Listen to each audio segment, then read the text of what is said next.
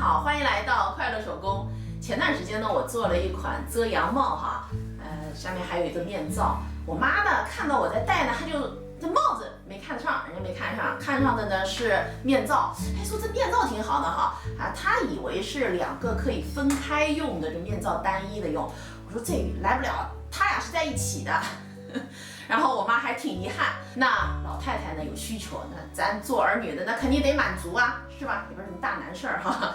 我呢翻了这么一块真丝的面料哈，直接拿它呢做一个面罩。面罩的材料呢我已经剪裁好了，这个是咱们的前片、后片，这儿呢对折线哈，我呢画了图纸，我用图纸跟大家解释一下哈。先来说咱们的前片，前片的高度呢是25厘米，这儿的宽度呢是18厘米，红色的就是咱们的对折线哈，这儿下来的3厘米，打叉的地方呢就是我们需要剪掉的。那剪裁好以后呢就是这个样子。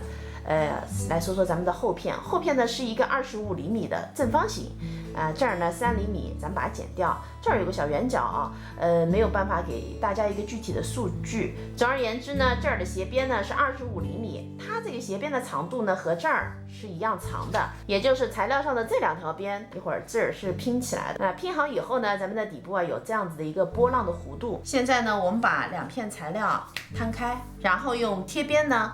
把这2条弧线给处理一下，和大家说一下这个贴边材料哈，贴边材料宽度呢是2厘米，然后呢是一个斜料，那它的材质啊和咱们面罩的材质呢是一样的，都是真丝双皱哈。我们把这个贴边材料呢对折，反面呢是折在里面的，对折好以后呢，我们把它用熨斗哈熨烫一下。下面呢，我们把熨烫好的这个贴边材料放在我们要车的这条边上哈，它们毛边呢对齐，然后这个材料这儿是正面哈，这儿是反面，我们在正面车，离毛边5毫米的地方，我们车一条线。咱们的贴边呢车好了，接下来呢，我们把这个贴边折下来，然后用熨斗呢把它熨烫一下。熨烫好以后呢，我们沿着贴边的2侧各车一条线。贴边呢车好了，这个是反面哈，正面的效果呢是这样子的。我车的也不是特别匀哈，但是做真丝的贴边呢就是这样的工艺哈。现在呢，我们把材料正面和正面相对，这个呢是下边，那这儿呢是上面哈。接下来呢，我们把2个侧边给车上，留10厘米的不车，车的缝缝呢是1厘米。这个线段车好以后呢，我们把它分缝熨烫一下。咱们没车上的呢，也是要这样烫过来，然后2边的缝缝呢再折进去5毫米，再次熨烫。熨烫好以后呢，咱们把它给车上。侧边车好以后呢，我们来做穿皮筋的轨道哈。我们把前后片的这个位置毛边哈，第一次折叠下来5毫米，第2次呢再折叠一下，那我们这样子车一条线，前后片上都要车哈。我们这儿留的这个孔洞的宽度哈，就是咱们耳根的尺寸哈，这个是因人而异的，咱们可以跟自己比划着一下。